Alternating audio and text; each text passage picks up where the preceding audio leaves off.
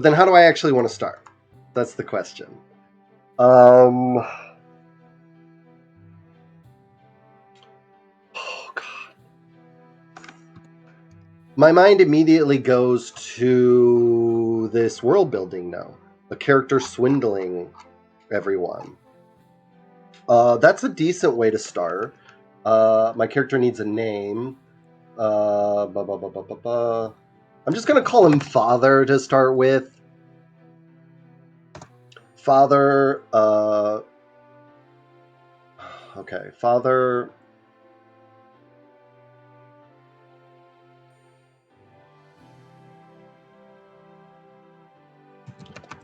Here's what I'm thinking. Father shook his head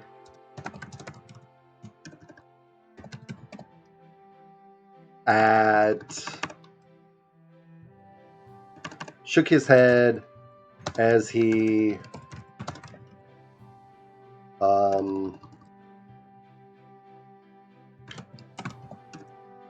crested the, I'll just say road for now, and saw that despite the early hour, whatever the name for the market is,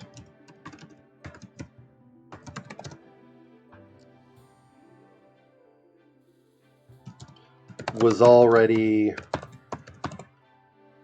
swindling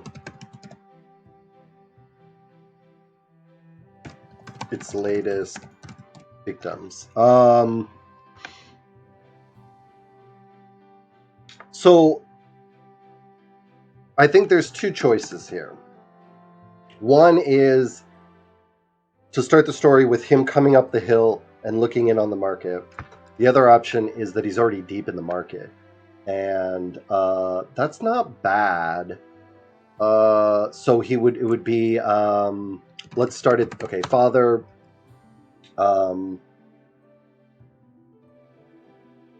knew better than to enter the dark alley, but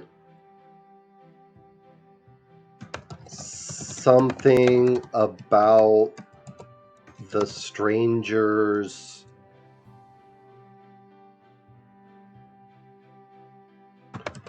soft voice lured him in. You know, it's rough. It's a rough draft. I think those are two options. And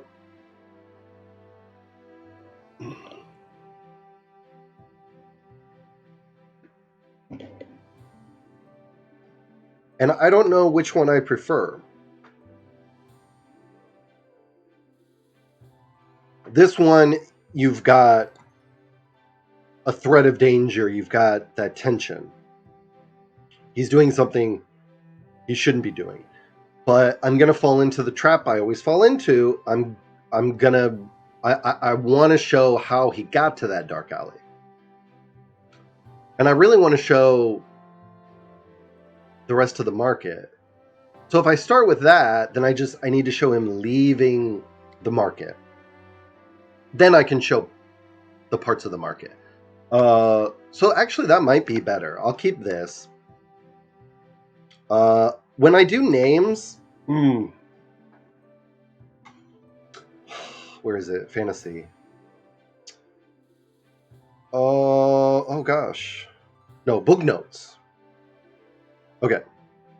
All right, this is really silly, but there's this website called Behind the Name, and you can get the etymology and history of names, but they also have tools. Random renamer.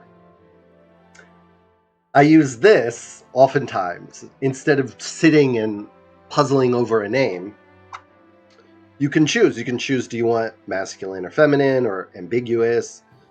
Do you want the first name, the middle name? I want the first name. I want it to do 5. And then you can choose what kind of name. So depending on the story, if I feel like a culture might be think of the Great Roman Empire, then I might choose. Where is it? I thought they had. Oh yeah. Here, ancient Roman, right? Ancient Greek, ancient Norse. So if you want some Vikings, they have whimsical. They have fairies, goth, hillbillies, hippies. I don't know what that is. They have rappers. They have transformers. I mean, they have a lot of choices. They have fantasy things, but um, I don't really use those very often. Sometimes I go for biblical. Uh, it just depends on the setting and the story. This is farming, so what am I going to get if I do hillbilly? Oh, God, it's horrible. Moonshine picker, hound hauler, corn herder, mud toter. See, I don't like those. Those don't fit. So, what do I want to use? I'm open to any suggestions. I'm thinking.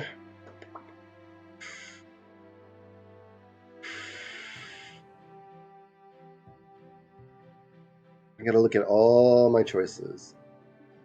What about Danish or Finnish? I never used that. Danish, Finnish. And this is just to give us some ideas, so.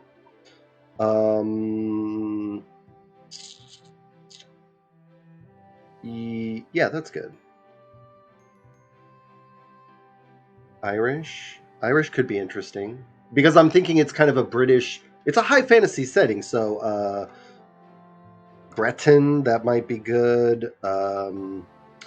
We could do ancient Celtic, ancient Anglo-Saxon. I don't know what that's going to give us. Celtic, right? Let's see. Let's see what we get. Yeah, that's pretty good. So, Otto, Oline, Milo. The only thing is, I try not to choose names that would be hard to pronounce. I don't know how to pronounce that. It looks cool though. Boudica, Boudica, Jonathan. Oh, I guess I should be looking for male names, right? Because I'm looking for the father's name. Krister, that's not bad. Tobias, that feels like a pilgrim. Aku, Kevin, Kim, Alexi, Ricard, Sinrig. I really want something that it's a full name and it can be shortened. Because you don't want to keep writing a really long name over and over and over again. Like, Rickard's not bad, because it could be Rick. You could just have people call him Rick. Let's use that. We'll use that for now, Rickard. And then, where this really shines is when I'm trying to think of just extra character names. Once I've decided what kinds of names I'm going to use, then I can come back here and I can just generate a bunch of male and female names. Anything to make it easier, anything to speed up the writing process. You don't want to sit. All right, so we'll say like Rickard shook his head.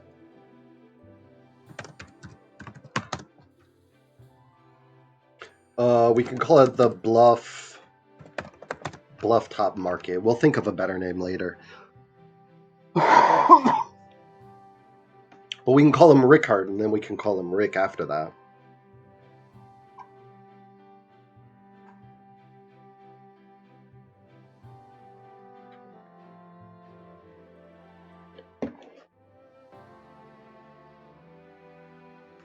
Okay, so Rickard knew better than to enter the dark alley, but something about the stranger's soft voice lured him in.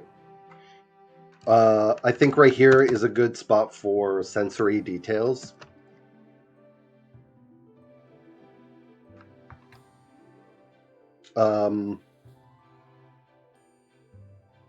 Maybe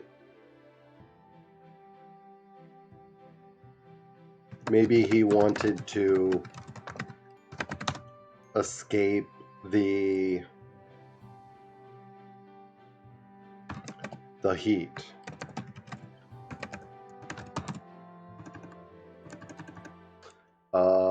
I like the word sweltering, but that will probably change. Sweltering despite the early hour. I already don't like it. Uncomfortable. We'll say uncomfortable. Despite the early hour. Maybe he wanted to escape the heat. Uncomfortable. We'll say already uncomfortable despite the early hour. We could go for repetition. Maybe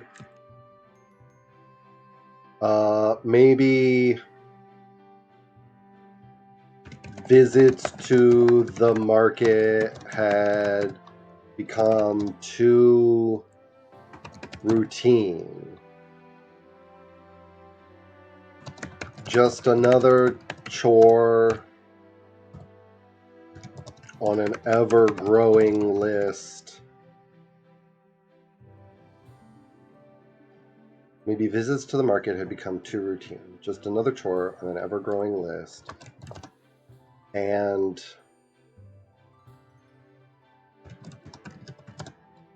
he'd have leapt at any distraction. Maybe, just maybe,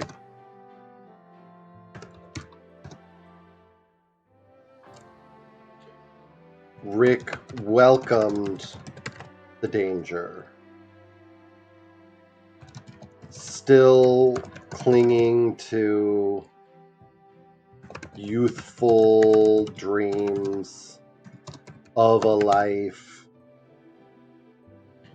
away from the farm. Okay, that's pretty good. I'm gonna get rid of this.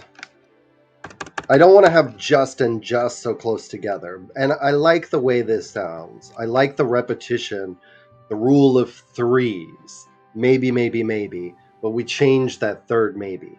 Maybe, just maybe, Rick welcomed the danger, still clinging to youthful dreams of a life away from the farm.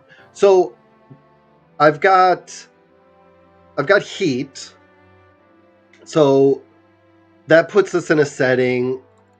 We've got a dark alley. We have a stranger. We have his soft voice. We can change this later. We know that we're in a market, and we've got some little bits about Rickard's life. It's very routine. He has a list of chores to do, okay? We still don't necessarily know how old he is, although we hint at it, that he's still clinging to youthful dreams of a life away from the farm. So this is a good start. This can be expanded on. This can be adjusted, expanded upon, especially this part.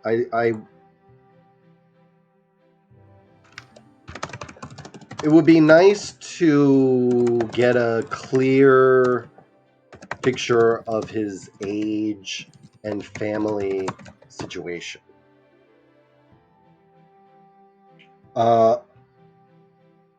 It can be very alarming when you're reading a book and you're going along, or a story, and you think you know how old the character is, and then you find out you were completely wrong, or you have no idea how old the character is. That happens a lot, and it drives me kind of crazy. You have to sit there and think, wait, I thought this was a teenager. You're telling me that they're not a teenager? This could sound like a teenager. So we could expand the sentence. Maybe, just maybe, Rick welcomed the danger, still clinging to youthful dreams of a life away from the farm. We could do it in the next paragraph.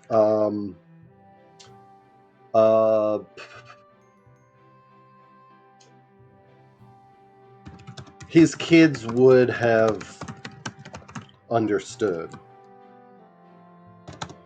We could talk about the kids.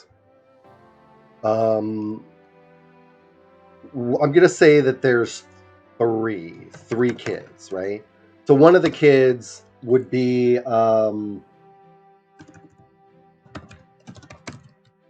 like his oldest. I don't want to start with his. And I'll probably get rid of this, but this is a good note for me saying it's the oldest son. Rick's oldest son, whatever his name's going to be, um,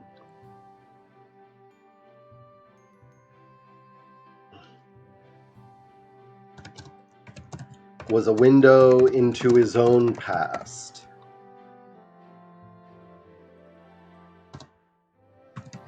Daydreaming more often than not about, joining the King's Guard. We'll have something there. Daydreaming more often than not about joining the King's Guard and practicing, shoddy sword work against unimpressed cows. Okay, so something like that. A little bit of humor. There's we're learning about Rick through his children.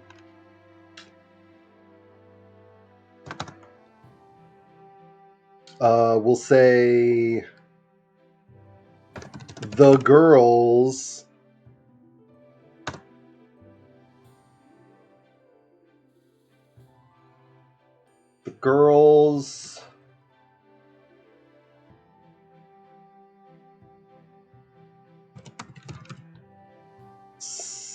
seemed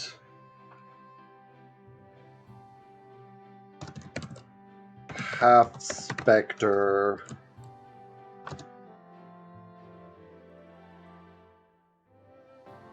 I don't like that. I already don't like it. I'm trying to think of I want the girls to be adventurous too in some way. The girls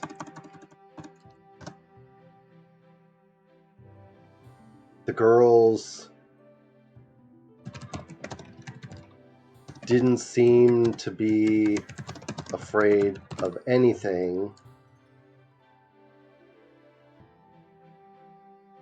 aside from their mother's threatening scowls. Something like that. We can introduce the mother.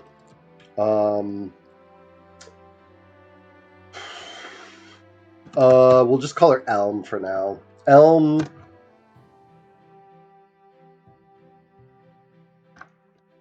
Elm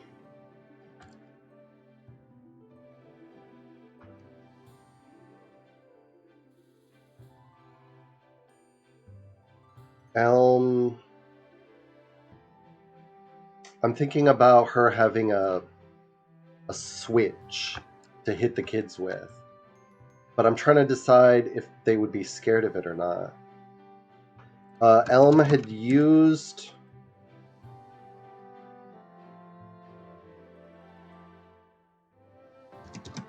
a switch on the sun's bottom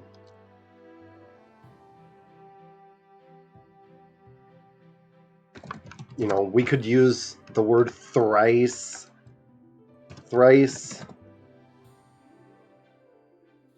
a day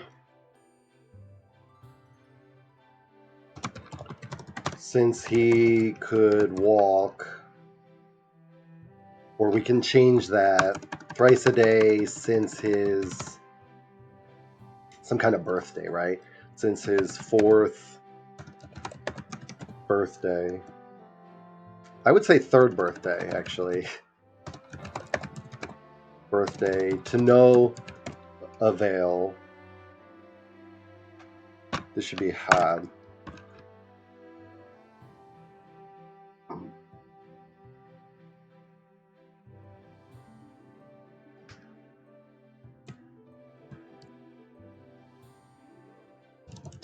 And though she reached for it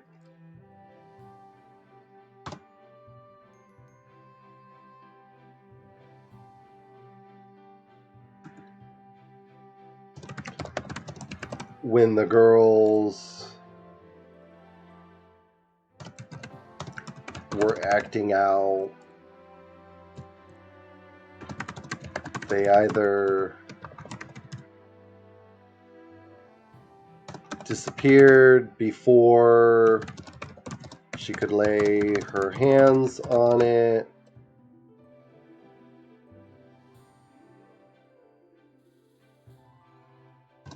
or she found it gone, no longer in the corner by the butter churn. I don't know. I mean, it's a rough draft, so I'm thinking too much about this because I'm recording.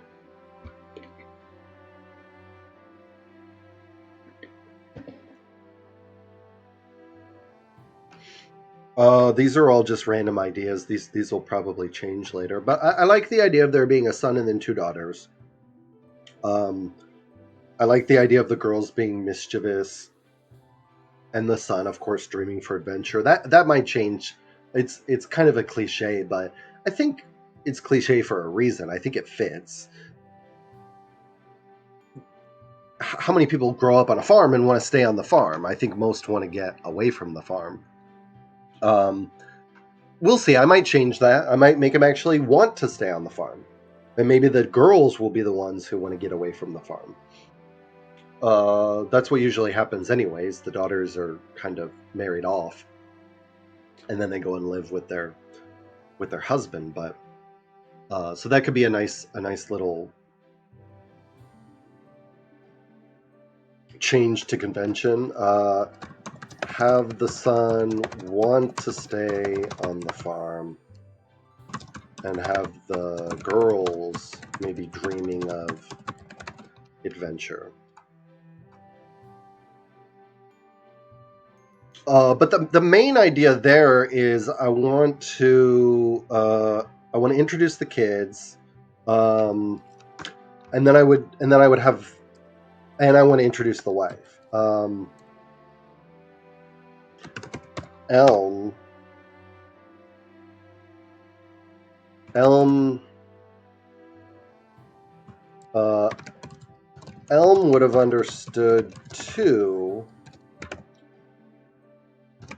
but that wouldn't have stopped her cautioning him away from the alley and its dark figure. Okay, something like that. And then I would focus on the sounds. I think that's what I want to focus on next. I've got the heat. Um, uh, though the stranger only stood a few paces in the alley's darkness.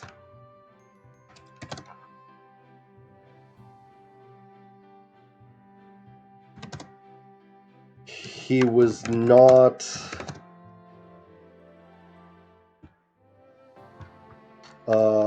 maybe shadows. He was not but a vague outline.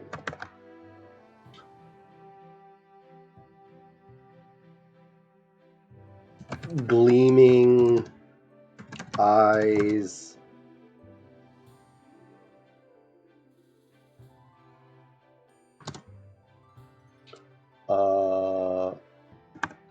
And The cloak. Something about the cloak. And huge cloak. I don't like that, but I'm not sure what I want to say about the cloak.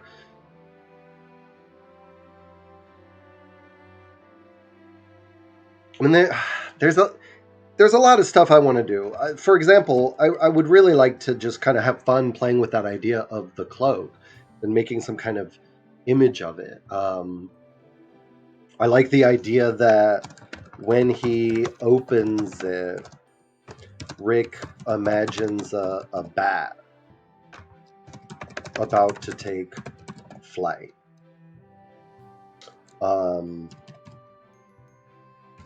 Imagines he's been lured into this alley by a monster that will clutch it in talons and take to the sky. And I don't want that in my... I don't really want that in the body of the text. It becomes too much. It becomes too cluttered. Yeah, I know you want me to say nothing, but I don't want to say nothing. I want to say not. It was not. Gleaming eyes and a huge cloak. Okay, so the cloak. The cloak is that's a fun thing. That's what drew me to this character, to this alley. It's all about him opening that cloak. But because of the cloak, I might change the temperature. I said it's hot. Would he be wearing a cloak when it's hot? I mean, yeah, because he's got some kind of illicit merchandise. But I also like the idea. I like the idea that he would light a lantern or candle, something,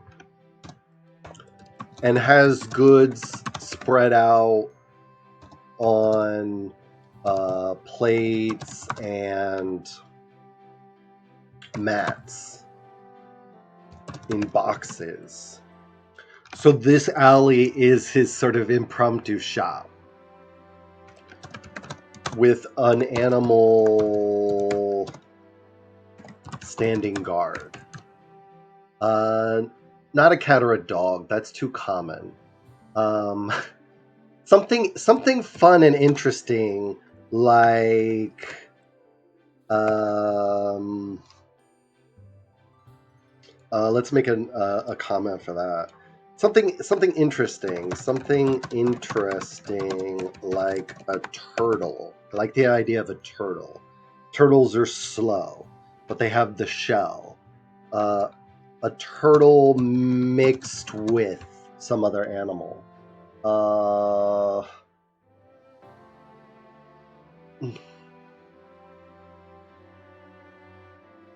I was gonna say raccoon. I don't know why. Maybe the darkness, a raccoon, but that seems a little too strange.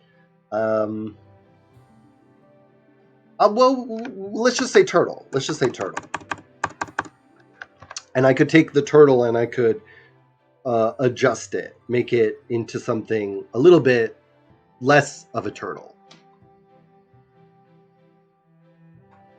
You know, some kind of... It doesn't have to be a pet. It could be some kind of race of creatures that live on this world.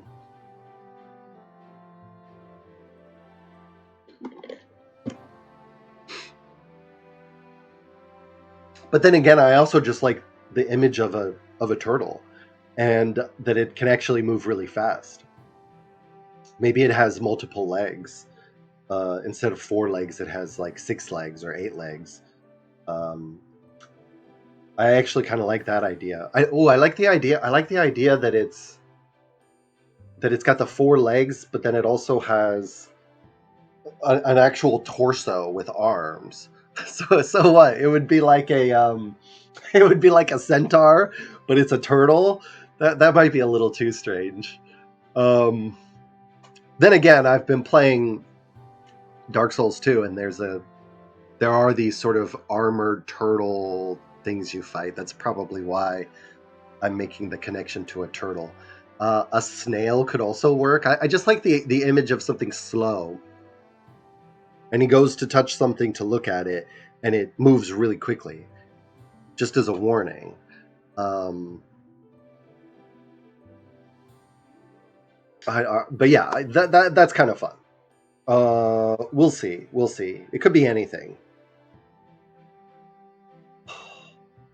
That would be fun to have him. He actually has things, and um, gleaming eyes and huge cloak. Okay, so though the stranger only stood a few paces in the alley's shadows, he was not but a vague outline. Um, Rick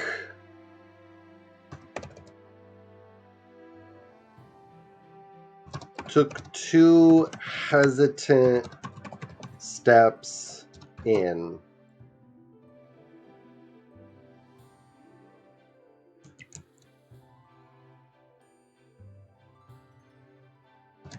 Alarmed at the feeling that he was entering an entirely different world.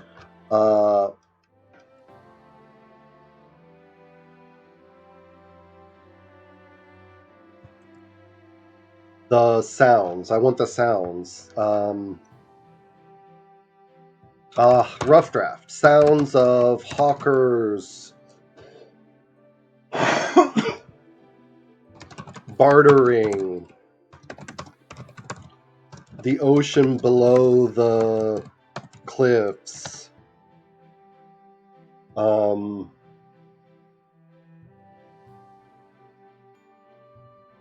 Scuffing boots, flapping tents, and coins changing hand, all baited.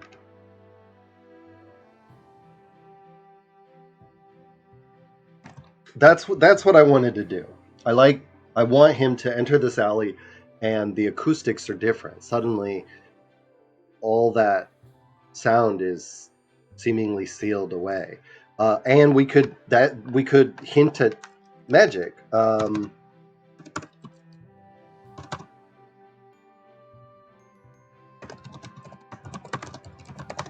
The stranger might have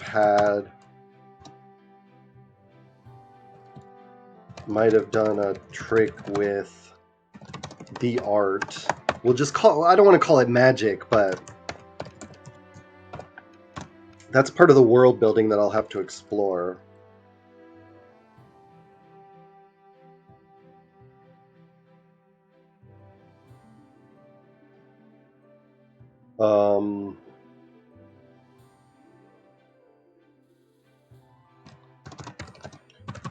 It didn't make him dangerous.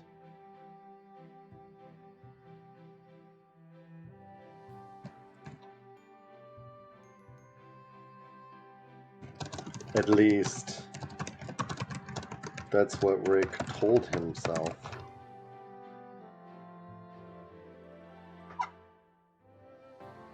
Okay. Hinting at things, hinting at some kind of magic. It's a short story, so I'm not going to explore a whole system of magic. I think it's better to just leave things kind of vague. And again, keeping it tense. The contrast. He's not dangerous. Well, maybe he is.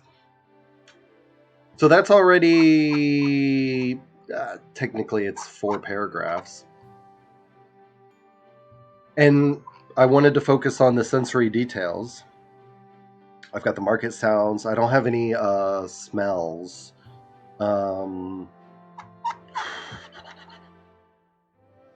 But that's something I can add I could add right here.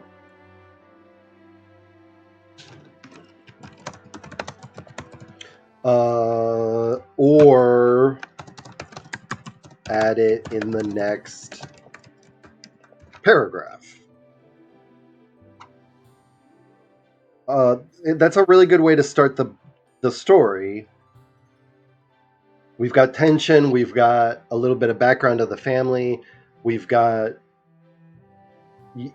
I'm pulling the reader right into a setting, a very, a very vivid setting. We've got some background. We've got some sensory stuff. The next paragraph. Um, I think we can do like smells.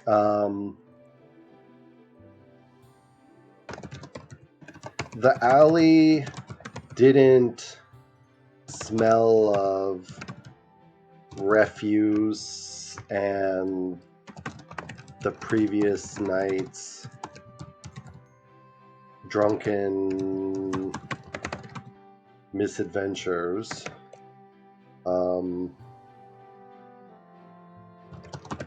No blood from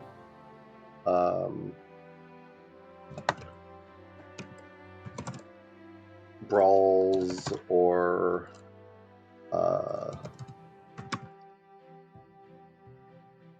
bodies left for the morning guards to find.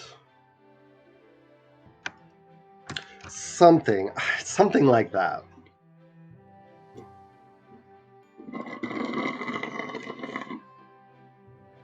Okay, finish my coffee. Now I'll drink some water.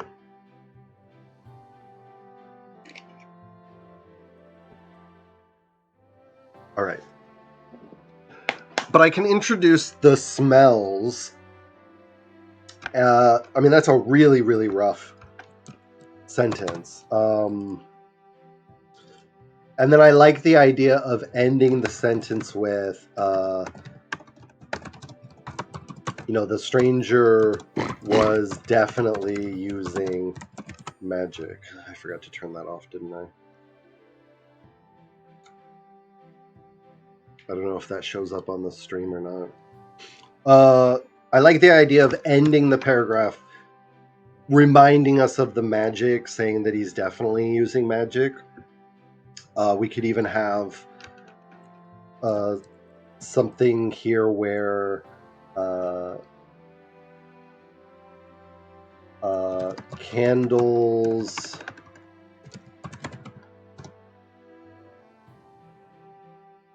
burst a light, not bright enough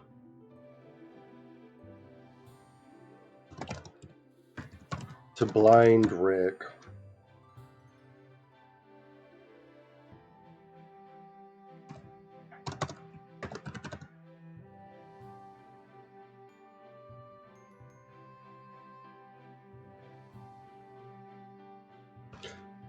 I think it should just be 2.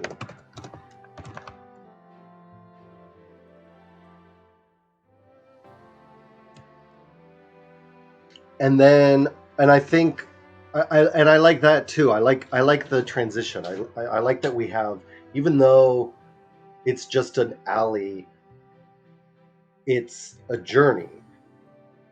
We're leaving behind the market. We're entering this alley. It's dark. We're seeing things, smelling things, or the lack of things.